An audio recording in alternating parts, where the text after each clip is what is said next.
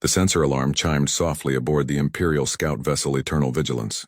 Junior Sensor Officer Plixon straightened in his station, his three eyes focusing on the holographic display that materialized before him. A contact, unidentified, moving through the outer reaches of Sector 447 at what could only be described as a pathetic crawl. "Commander Veshik," Plixon called out, his vocal membranes fluttering with barely contained amusement. "I have an unknown vessel. Configuration does not match any known species in the database." Commander Veshik rose from his command throne, his scaled hide gleaming under the ship's bioluminescent lighting. The Zarathian officer had served the Empire for 40 cycles, and in that time, he had encountered 17 species at various stages of development. Each time the result was the same. They saw the might of the Zarathian Galactic Empire and understood their place in the universe. "Display it," Veshik ordered. The main view screen flickered to life. There, against the backdrop of distant stars, hung a vessel that looked like it had been assembled by children, playing with scrap metal. It was enormous, easily 3 kilometers in length, but its design was crude. Cylindrical sections connected by what appeared to be simple mechanical joints. Massive rotating sections that probably provided artificial gravity through centrifugal force. How quaint. The Empire had abandoned such primitive methods 8,000 years ago. "Analysis," Veshik commanded. "Propulsion appears to be fusion-based," Plixon reported, his voice filled with barely suppressed laughter. "Primitive fusion, Commander. They are using controlled hydrogen burning to generate thrust. Their maximum velocity appears to be approximately 0.03 times light speed." Other officers on the bridge began to chuckle. Fusion drives. The Empire had used those when they were still crawling between their home system's inner planets. "Life signs?" Veshik asked, scanning now. "Difficult to penetrate their hull. It appears to be remarkably dense for such a primitive construction." "Ah, there we are. Reading approximately 12,000 life forms. Bipedal, oxygen breathers, carbon-based. Standard template, really. Nothing special."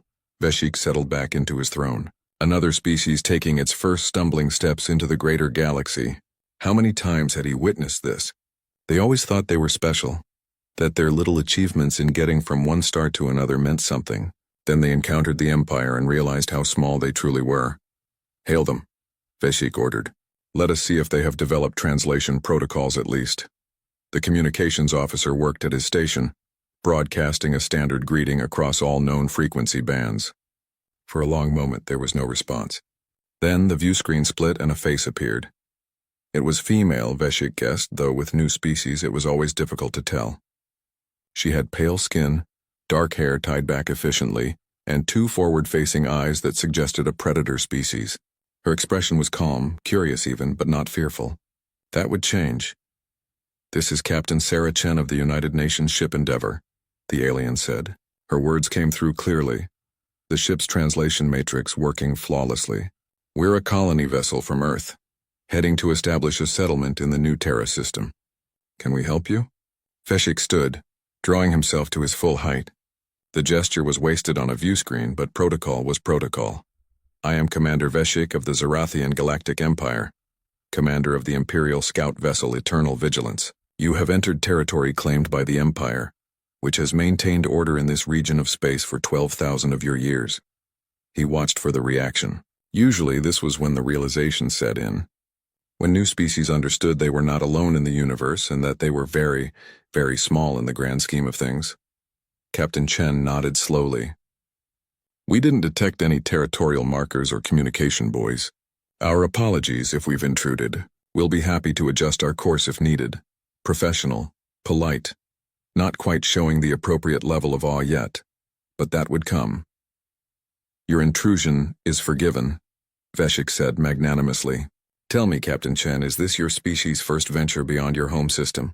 "Our first colony ship, yes," Chen replied. "We've been preparing for this for a long time." "I see. And how long did it take you to reach this point in space?" "We launched from Earth orbit 18 months ago. We've been accelerating and decelerating in shifts. Should reach New Terra in another 6 months." Plixon couldn't contain his laughter this time. 2 years to cross a distance the Empire could traverse in 3 days. These humans were infants playing at being spacefarers. Veshik silenced his officer with a gesture, though he shared the sentiment. "Captain Chen, I feel it is my duty to inform you of certain realities. The galaxy is not an empty place waiting to be colonized. There are powers, ancient powers that have established order across vast regions of space. The Zarathian Empire is one such power. We're aware there might be other species out here, Chen said. We've hoped to make contact peacefully. It's one of the reasons we've been broadcasting our presence rather than trying to hide. A wise decision, though perhaps arrived at through ignorance rather than true wisdom, Veshik said. Captain, your species is in a precarious position. You are vulnerable. Your technology is primitive.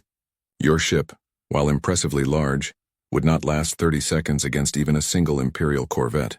Your weapons, if you have any, are likely chemical or kinetic in nature. Your sensors cannot detect threats until they are nearly upon you. He let that sink in for a moment before continuing. However, the Empire is not without mercy. We have encountered many species at your level of development. We offer them a choice. They can accept the protection of the Empire, contribute to our economy and society, and in return receive access to technology that would take them thousands of years to develop on their own. Or they can refuse, attempt to go it alone, and inevitably fall prey to the many dangers that lurk in the dark spaces between stars. Chen's expression didn't change much, but Veshik noticed her jaw tighten slightly. Good. She was beginning to understand. What would this protection entail? She asked. Your species would become a protectorate of the Empire. You would pay tribute in the form of resources and labor. In return, we would provide defense, trade opportunities, and technological assistance. Your people would be integrated into the lower tiers of Imperial society. It is, I assure you, a generous offer. There was a pause. Chen seemed to be consulting with someone off-screen. Veshik smiled. They were probably panicking, realizing how outmatched they were. When Chen turned back to the screen, her expression was pleasant but firm. Commander Veshik, I appreciate the offer, but we'll have to decline. Humanity has worked very hard to reach the stars on our own terms. We're not interested in becoming anyone's protectorate. We're happy to establish diplomatic relations, trade agreements, cultural exchanges, but we intend to remain independent. The bridge of the eternal vigilance went silent. Veshik felt his crest rise in surprise. Refuse? This primitive species that was crawling through space on fusion torches was refusing the protection of the Empire? Captain Chen, Veshik said, his voice taking on a harder edge, I don't think you understand the situation. This is not a negotiation. This is reality. You cannot survive without the Empire's protection. We've survived for 200,000 years without meeting you, Chen replied calmly. I think we'll manage. Now, if you'll excuse us, we have a schedule to keep. It was interesting meeting you, Commander. Perhaps our peoples can talk more in the future under better circumstances. The screen went blank. She had terminated the communication. She had dismissed him like he was some minor functionary rather than a commander of the Imperial fleet. Sir, Plixen said quietly, they are continuing on their previous course. They have not altered trajectory. Veshik stood frozen for a moment. In his entire career, no species had ever simply refused and then ignored the Empire. They either accepted immediately or tried to flee. They didn't just casually continue on their way. Interesting, Veshik said finally. Plixen, compile all sensor data on that vessel. I want a complete analysis. Then transmit it to Fleet Command along with a full report of this encounter. Yes, sir. Shall we pursue? No, Veshik said thoughtfully. No, we will let them go for now. They are on their way to establish a colony, they said. That means there is a homeworld somewhere. Earth, she called it. We will need to find this Earth. He returned to his command throne, his mind already composing the report. Let the High Command decide how to handle these foolish humans. They would learn. Species always learned one way or another that the Empire did not make offers twice. Sir, the tactical officer spoke up. I'm detecting unusual energy signatures from that vessel. Their fusion reactors are producing far more power than they should be capable of producing, given their apparent technological level. Explain.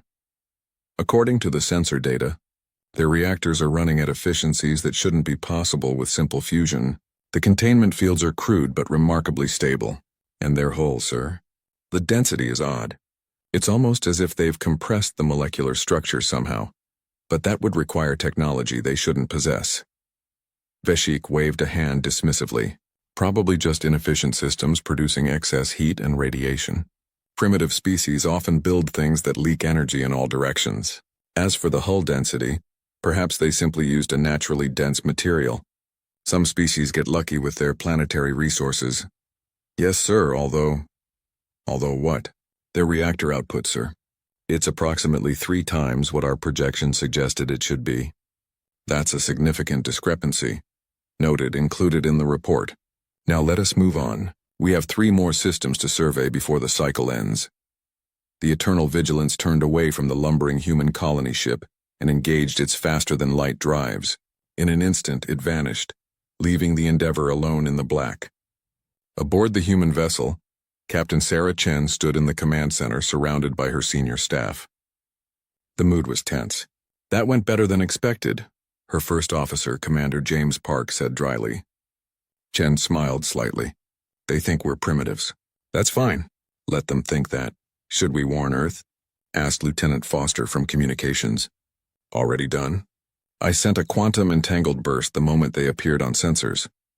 Earth Command knows we've made first contact and that it wasn't exactly friendly.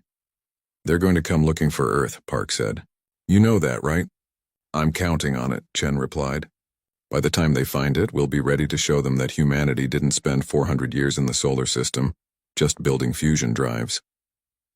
She turned to look at the viewport, where stars stretched past as the Endeavor continued its slow, steady journey. To the Zorathians, they looked like children, primitive, weak, good. How long until we reach New Terra? Chen asked. 6 months, 17 days at current velocity, the navigator replied. Good, that should be just enough time. Enough time for what, Captain? Foster asked. Chen's smile widened slightly. Enough time for the shipyards back home to finish the new fleet. You know, the one that doesn't use fusion drives. Park chuckled. I almost feel bad for them. Almost. Don't, Chen said, her voice taking on a harder edge. They offered us servitude dressed up as protection.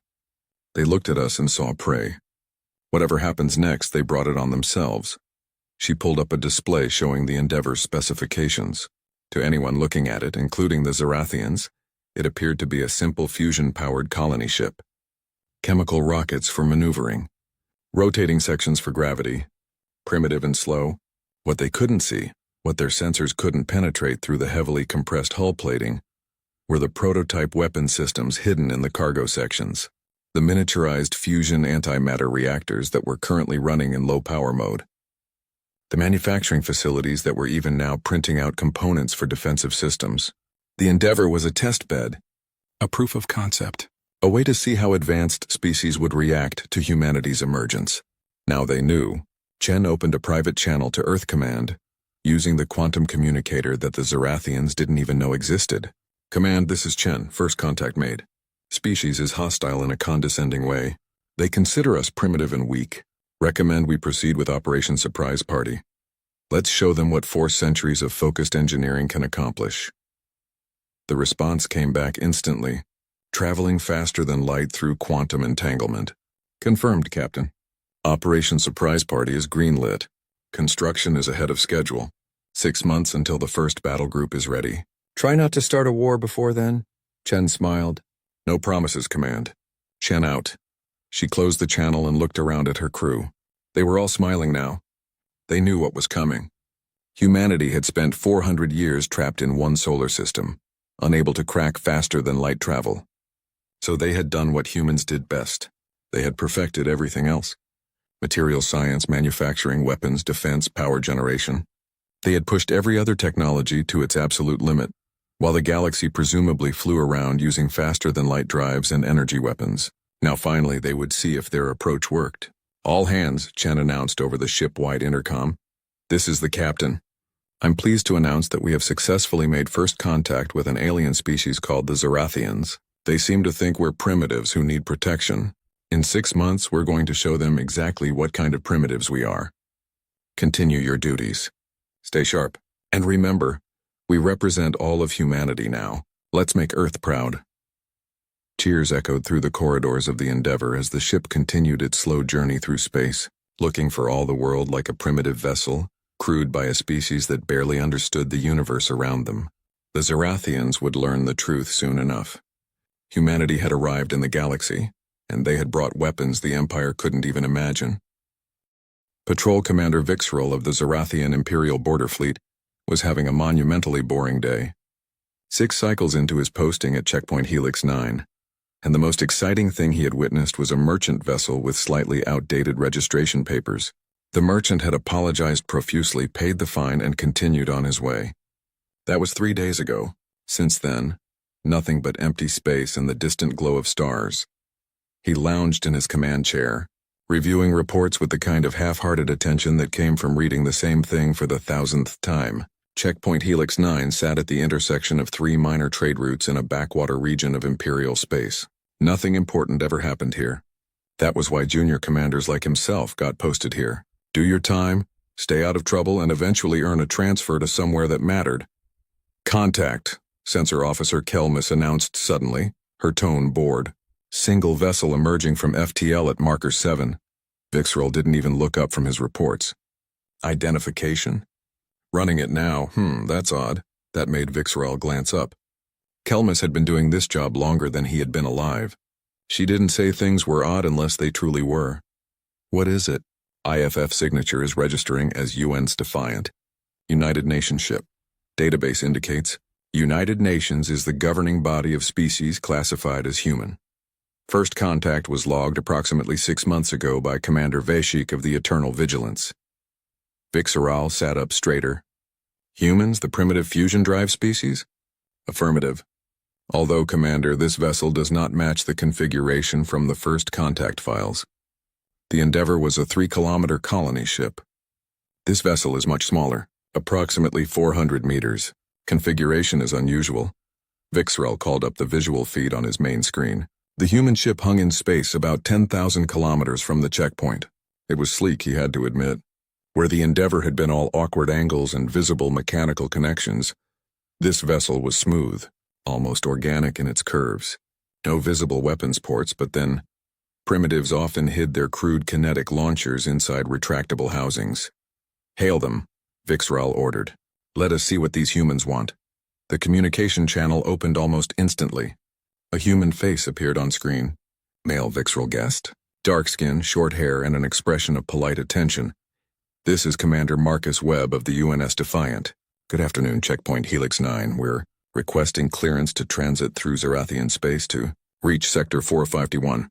We have no hostile intentions, and will comply with all traffic regulations. Vixrel studied the human, so polite, so respectful. Perhaps they had learned their place in the 6 months since first contact. Perhaps they had realized that refusing the Empire's protection was foolish. Commander Webb, I am Patrol Commander Vixrel. Before we can grant transit permission, your vessel must submit to a standard inspection. This is Imperial protocol for all unknown vessel configurations. You will power down your engines and allow a boarding team to examine your ship and cargo. Webb's expression didn't change, but Vixrel noticed a slight pause before he responded. Commander Vixrel, I appreciate the protocol, but we're not carrying any cargo. This is a warship on a patrol mission. We don't allow foreign boarding parties onto military vessels. I'm sure you understand. However, we're happy to transmit our ship specifications and mission parameters if that would help. Warship. The human had called this small vessel a warship. Vixrel felt amusement bubble up in his chest. This tiny ship, barely larger than an Imperial courier, was their idea of a military vessel, and they had the audacity to refuse inspection. Commander Webb, you seem to be under a misapprehension. This is not a negotiation. All vessels transiting Imperial space must submit to inspection. If you refuse, you will not be granted passage. If you attempt to proceed without authorization, you will be fired upon. These are the laws of the Empire. Another pause. Webb seemed to be consulting with someone off-screen. Commander Vixrel, we don't want any trouble. We're simply passing through. Can we perhaps arrange an alternative? Maybe an escort through your space? We'd be happy to have your ships accompany us. The alternative is to turn around and leave Imperial space, Vixrel said firmly. Or submit to inspection. Choose now, Webb sighed. I'm sorry, Commander, but we can't allow a boarding party. Our orders are very clear on that point. We're going to proceed on our course. We mean no disrespect, and we're not trying to cause an incident. We'll be through your space in approximately 6 hours at standard velocity. The human's image vanished from the screen. Vixrel stared at the blank display in disbelief. They had refused. Again. And then they had simply ended the conversation as if it were settled. Sir, His tactical officer spoke up. The human vessel is powering up its engines. They're beginning to move. Unbelievable, Vixral muttered. Tactical, deploy corvettes Alpha, Beta, and Gamma. Have them intercept and disable that vessel's engines. Use minimum force. I want that ship intact so we can tow it back here and teach these primitives a lesson about Imperial authority. Yes, sir. 3 Imperial corvettes detached from the checkpoint station, their sleek forms accelerating rapidly. Each corvette was 80 meters of cutting-edge Imperial technology. Energy weapons that could vaporize asteroids. Shields that could withstand direct hits from nuclear weapons. Engines that could accelerate at rates that would turn unprotected organic matter into paste. Against a primitive human vessel with chemical rockets and kinetic weapons, it would be no contest. Vixral watched on the tactical display as his corvettes closed the distance. The human ship maintained its course, not even attempting evasive maneuvers. Foolish. Or perhaps they simply didn't realize what was about to happen. Corvette Alpha reporting, his communications officer relayed. They are in weapons range. Preparing to disable engine section with precision plasma bursts. Authorized. Fire when ready. The tactical display showed 3 bright lances of energy leap from the corvettes. Standard procedure. Precise shots aimed at the engine section to disable propulsion, without destroying the vessel or killing the crew. The Empire was strict about unnecessary casualties. The energy beam struck the human ship and did absolutely nothing. Report. Vixral barked, sitting forward in his chair. Sir, the human vessel appears to be equipped with defensive screens. Our weapons fire was absorbed. Corvette Alpha reports no visible damage to the target. That's impossible. The report from the Eternal Vigilance made no mention of defensive screens. Increase power to maximum. Target the same section. Fire. 3 more lances of plasma, these ones significantly brighter, hammered into the human ship. Vixral could see the energy dispersion on his sensors. The shields were working, but barely. Primitive screens couldn't withstand Imperial weapons at full power. 1 more salvo should collapse them. Corvette Alpha is reporting a return power surge from the human vessel. The tactical officer said suddenly. Multiple signatures. Weapons lock detected. They're targeting our ships. Vixral laughed despite himself. Let them fire their kinetic weapons. Our shields will handle whatever primitive projectiles they can throw. Projectiles away from human vessel. Count as 3. Velocity is... Sir, this can't be right. What? Computer is reading projectile velocity at 0.4 times light speed. That can't be accurate. That would mean relativistic kinetics. Nothing can accelerate solid matter to that speed in combat. Time frames. Vixral opened his mouth to agree when 3 things happened simultaneously. The tactical display showed 3 of his corvettes suddenly light up with collision warnings. The communication system erupted with panicked voices, and the sensor officer made a sound that Vixral had never heard from her before. A sound of pure shock. Direct hits on all 3 corvettes, she managed to say. Alpha's shields didn't even register the impact. The projectile went straight through. Hull breach on 17 decks, their venting atmosphere. Beta took a glancing hit. Half their sensor array is gone. Gamma is trying to evade, but another hit. Their main reactor just went offline. Vixral stared at the display. 40 seconds. The entire engagement had lasted 40 seconds. 3 Imperial corvettes, each one a masterpiece of military engineering, had been disabled by 3 shots from a primitive human vessel. Sir, the human ship is transmitting. Put it on screen, Vixral said quietly. Commander Webb appeared again. He looked genuinely apologetic. Commander Vixral, I'm truly sorry about this. We tried to avoid conflict. Your ships are disabled but intact. Casualties should be minimal if your damage control teams are competent. We're transmitting medical assistance protocols if you need them. We'll continue on our route now. Again, we apologize for the misunderstanding. Webb out, the screen went blank. The human ship accelerated smoothly away from the checkpoint, leaving 3 crippled corvettes in its wake. Vixral sat frozen in his command chair. Around him, his bridge crew worked frantically to organize rescue operations for the corvettes. But all he could think about was the impossible thing he had just witnessed. Relativistic kinetic weapons. Defensive screens that shrugged off full-power Imperial plasma weapons. A vessel that moved with precision and speed that belied its primitive fusion drives. None of it made sense. None of it matched the reports from first contact. Get me Admiral Thexvar, Vixral said finally. Priority 1 transmission. Tell him we have a significant problem. 3 sectors away, in the military headquarters of the Zarathian Fourth Fleet, Admiral Thexavar received the transmission during his morning briefing. He listened to Vixral's report in silence, his expression growing darker with each passing moment. When the report finished, he sat back in his chair and looked at his assembled officers. They all wore the same expression of disbelief. "Show me the sensor logs," Thexavar ordered. The holographic display in the center of the room lit up with data. Weapons velocities, energy absorption rates, impact analysis. Thexavar was a career military officer with 70 cycles of experience. He had fought in 3 major wars and countless minor skirmishes. He knew weapons technology inside and out. What he was looking at shouldn't exist. "Analysis," he said to his chief science officer.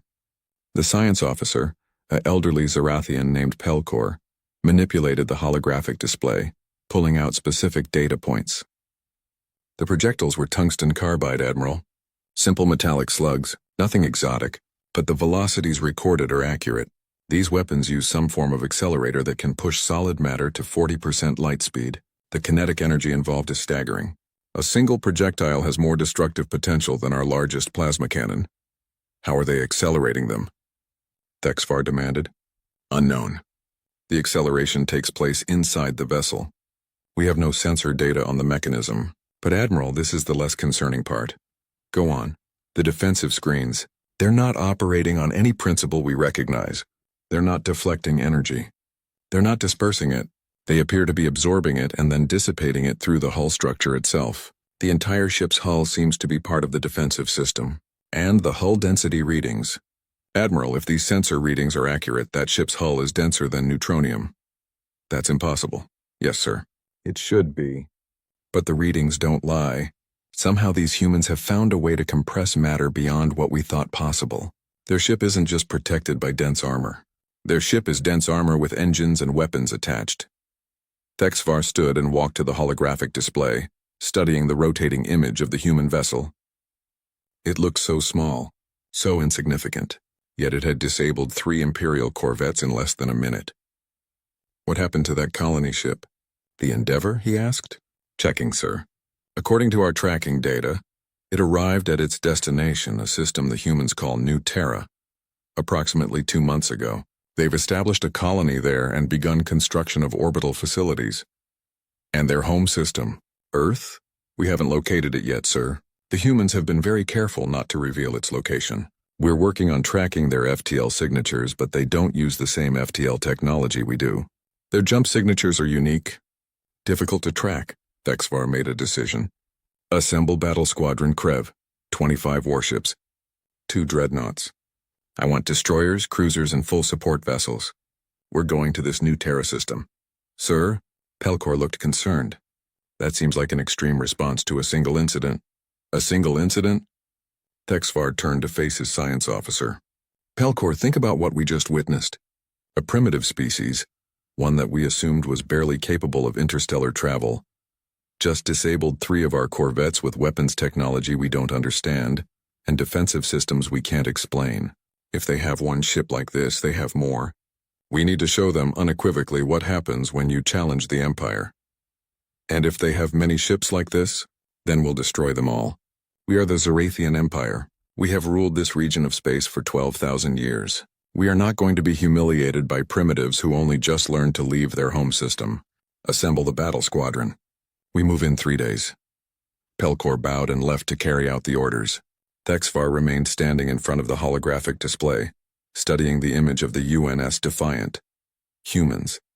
They had seemed so weak during first contact. So primitive. Commander Veshik's report had dismissed them as insignificant. But that was 6 months ago. What had changed in 6 months? Or had nothing changed at all? Had the humans been hiding their true capabilities from the start? Had that colony ship been a test to see how the Empire would react? Thexavar didn't know. But he was going to find out. And if these humans thought they could build a few impressive warships and challenge Imperial authority, they were about to learn a very painful lesson. The Empire had not maintained order for 12,000 years by accepting challenges to its authority. Species that refused to submit learned what happened to those who defied the established order. Thexavar began composing his formal report to the Imperial High Command. They needed to know what was happening.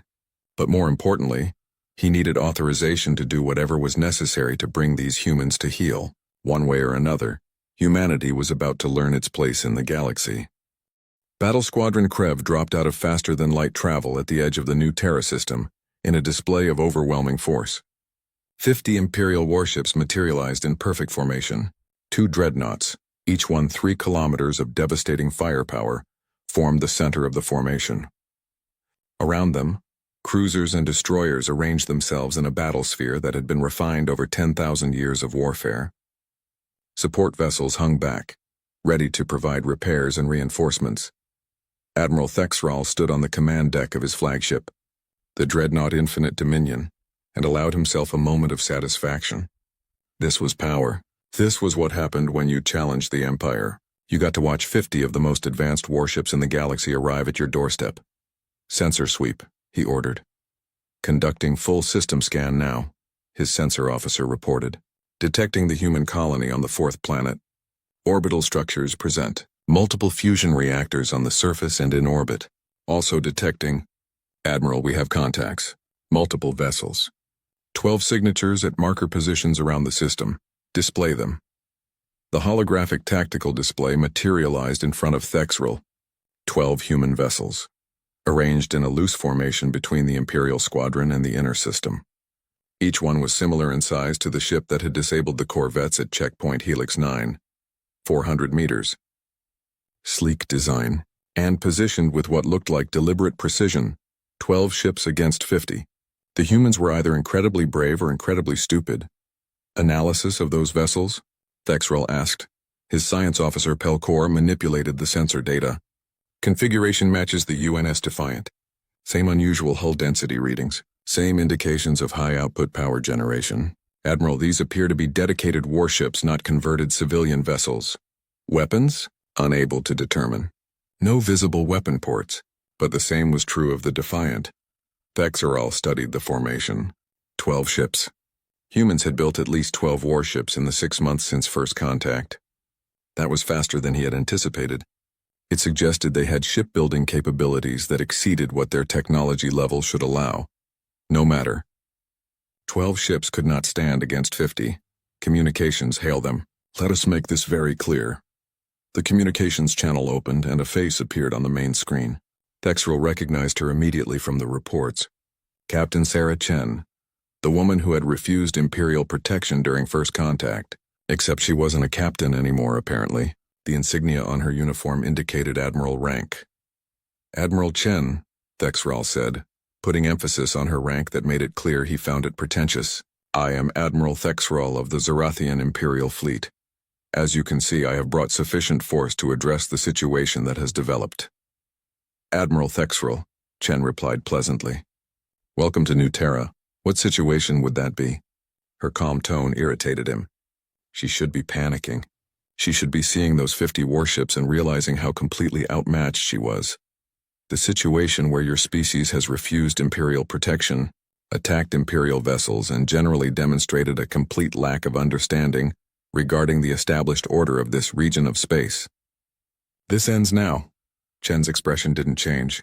Admiral, the incident at checkpoint Helix 9 was defensive in nature. Your ships attempted to board one of our vessels without permission. We disabled them without destroying them and offered medical assistance. Hardly an attack. You fired on Imperial vessels. That is an act of war. We defended ourselves from an attempt to violate our sovereignty. That's not an act of war. That's an act of self-defense. Thexral felt his crest rise in frustration. This human was being deliberately obtuse. Time to make things crystal clear. Admiral Chen, I am going to explain this once, and I suggest you listen very carefully. The Zarathian Empire has maintained order in this region for 12,000 of your years. We have done so through a combination of fair governance and overwhelming military force. When we offer protection to a species, it is not a suggestion. It is an inevitability. You can accept peacefully, or you can resist and be brought into compliance through force. The choice is yours. And if we prefer independence? Chen asked. Then you will be made an example of what happens to species that refuse to acknowledge reality. There was a pause. Chen seemed to be considering something. Then she nodded slowly. Admiral Thexral, before we go any further, I'd like to explain something to you. You've made assumptions about humanity based on limited information. You see fusion drives and assume we're primitive. You see colony ships and assume we're weak. You see small numbers and assume we're insignificant. I'd like to correct those assumptions. There is nothing to explain, Thexerol said dismissively. You have 12 ships. I have 50. Your weapons, while admittedly impressive in their crude efficiency, cannot overcome such numerical superiority. Mathematics is not negotiable. You're absolutely right, Chen agreed. Mathematics isn't negotiable. So let me give you some numbers. 400 years ago, humanity developed fusion power. We tried for centuries to crack faster than light travel. We failed. We're still not very good at it, honestly. Our FTL drives are slow, inefficient, and unreliable compared to yours. Then you should have accepted our offer of technology, Thexerol said. Please let me finish. Because we couldn't solve FTL travel, we were stuck in our solar system. For 400 years, Admiral, an entire species trapped in one star system. Do you know what humans do when they're trapped? We work, we build. We solve every other problem we can find. She pulled up a display on her end that showed on Thexerol's screen. Chemical formulas, molecular structures, engineering diagrams. We perfected materials science. We learned to compress matter at the molecular level, creating alloys that are denser and stronger than anything nature produces naturally. We perfected fusion power to the point where our reactors produce 40 times the output of anything at our theoretical technology level. We developed antimatter production and storage to levels that would make your scientists weep with envy. We built manufacturing systems that can construct a warship from raw materials in 30 days. Thexerol waved a hand dismissively. Impressive boasting. But boasts do not win battles. No, Chen agreed. They don't. Let me tell you what wins battles, Admiral. Superior engineering. Humanity spent 4 centuries stuck in one system, so we made sure that when we finally did leave, we would never be at anyone's mercy. Our ships don't have shields like yours. We don't deflect energy weapons. Our hulls just absorb them. They're designed to. Every square centimeter of hull plating is compressed matter alloy that can withstand direct hits from nuclear weapons. Energy weapons? They just heat up the hull a little. And your weapons? Thexerol asked, despite himself growing curious about where this was going. Remarkably simple. Mass accelerators. We take tungsten carbide slugs and accelerate them to relativistic velocities, using a combination of electromagnetic fields and gravity manipulation. No complex energy matrices. No plasma containment. Just matter moving very, very fast. Each projectile hits with enough kinetic energy to crack a planet if we aimed it at the surface. Your shields are designed to deflect or absorb energy weapons. They're not designed for relativistic kinetic impacts. She leaned forward slightly, her expression becoming more serious. Here's the thing, Admiral. You see 12 ships and think you have overwhelming numerical superiority. But you're thinking in terms of traditional warfare. Energy weapons, shields, electronic warfare. We don't fight that way. We fight the way humans have always fought, with better tools used more efficiently. Enough talk, Thexerol said, his patience exhausted. You have one final chance. Power down your vessels and submit to Imperial authority, or I will destroy every ship you have and then bombard your colony until you surrender. Choose now, Chen sighed. I was hoping we could avoid this. Admiral, I'm going to strongly recommend that you withdraw from this system. You don't want to do this. Is that a threat? It's a warning. There's a difference. Thexerol had heard enough. All ships, power weapons. Target the human vessels. Prepare to fire on my command. 50 Imperial warships activated their weapon systems simultaneously. The space around them lit up with energy signatures as plasma cannons, particle beams, and missile launchers came online. It was a display of power that had made hundreds of species submit over the millennia. Admiral Chen just looked sad. Fire, Thexerol commanded. 50 Imperial warships opened fire simultaneously. Hundreds of energy beams and missiles streaked across the space between the two fleets. It was enough firepower to vaporize an entire city, enough to crack the crust of a small moon. The 12 human ships just sat there and took it. The energy weapons splashed across their hulls like water against stone. The missiles detonated against their armor and accomplished nothing. Thexerol watched in disbelief as the barrage continued for a full minute, and at the end of it not a single human ship showed damage. Cease fire, he said quietly. Pelcor analysis. His science officer was already working frantically at his station. Sir, their hulls are absorbing the energy and distributing it throughout the ship's structure. The material composition is unlike anything in our database. The density is approximately 30 times normal neutronium. They're not using shields. They don't need shields. Their ships are essentially solid blocks of the densest matter we've ever encountered, with engines and weapons somehow integrated into the structure. That's impossible. Ships that dense couldn't maneuver. They'd be too massive. They're using some form of internal gravity manipulation. They're offsetting their own mass somehow. Sir, this is technology we don't have. We can't build ships like this. On the screen, Admiral Chen hadn't moved. She just waited patiently while 50 Imperial ships finished demonstrating their complete inability to harm her vessels. Your turn? She asked quietly. All ships evasive maneuvers. Thexrel shouted. Maximum thrust! The 12 human ships opened fire. Unlike the sustained barrage from the Imperial fleet, the human attack was brief.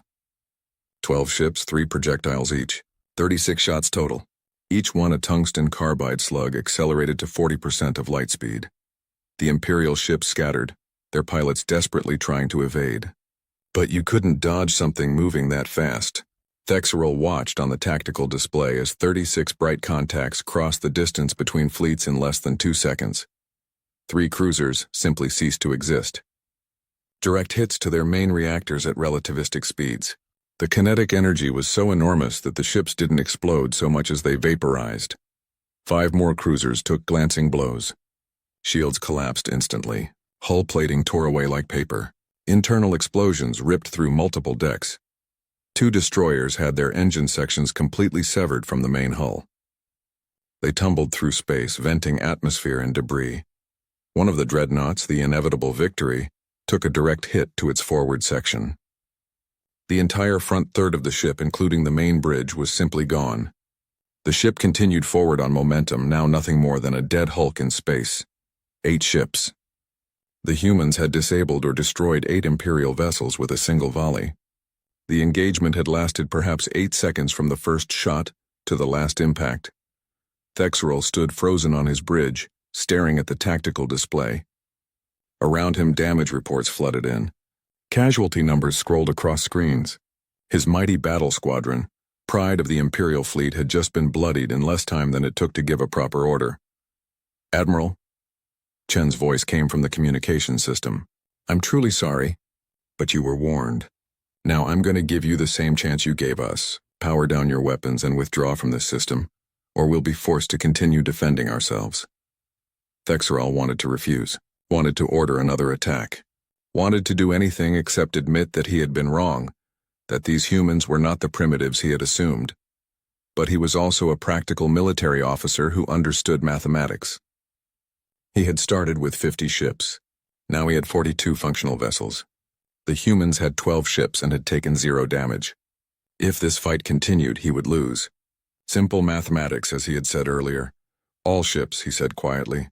Power down weapons. Begin rescue operations for damaged vessels. Prepare for system evacuation.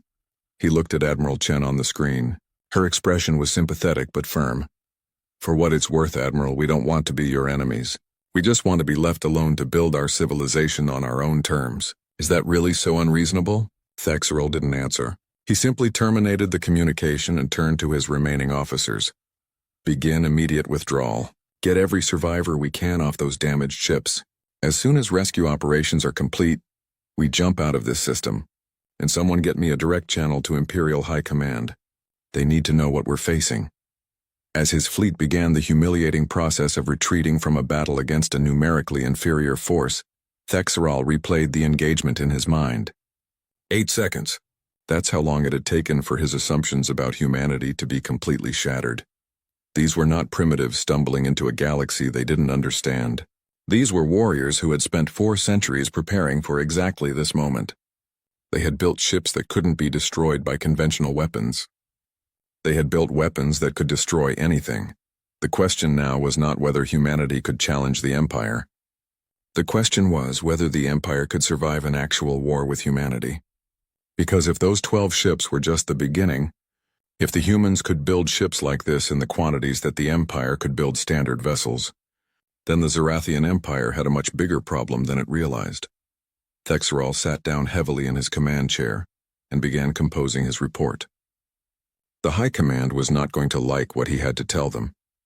But they needed to know the truth. Humanity had arrived in the galaxy, and they had brought weapons that made the Empire's 12,000-year military advantage obsolete.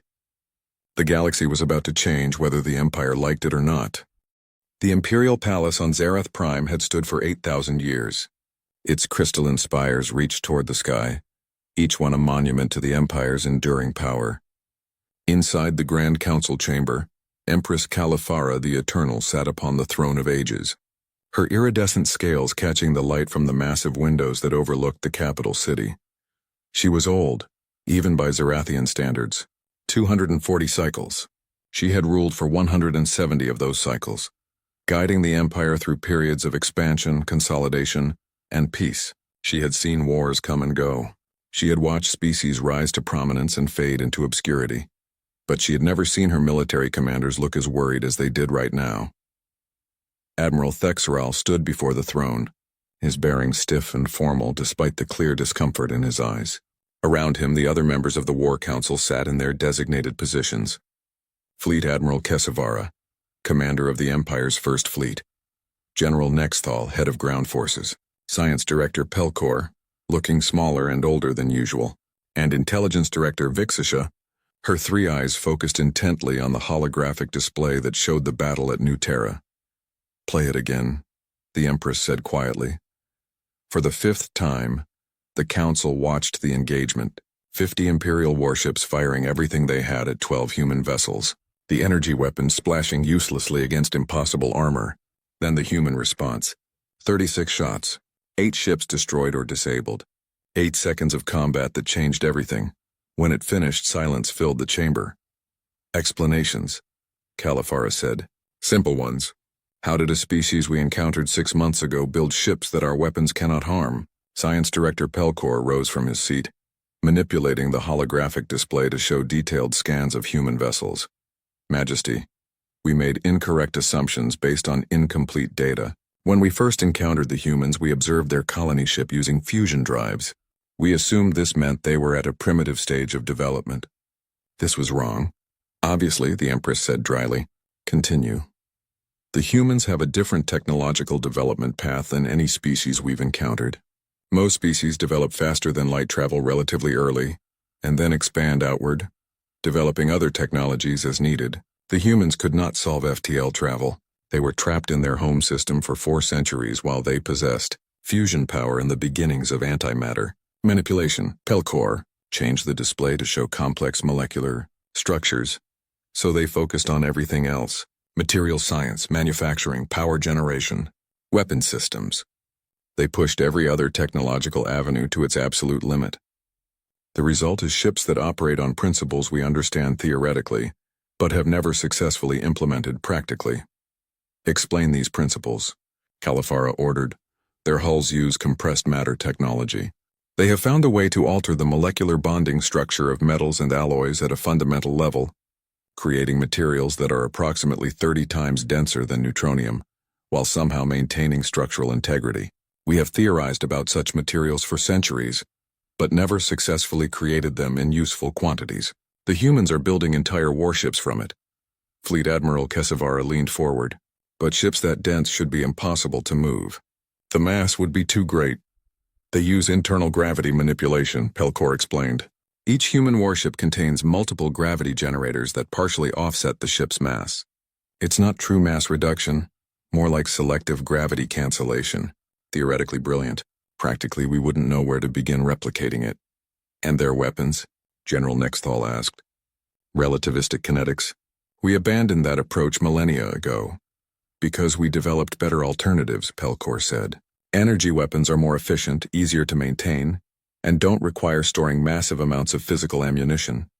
But the humans took kinetic weapons and perfected them beyond what we thought possible. Their mass accelerators use a combination of electromagnetic fields and gravity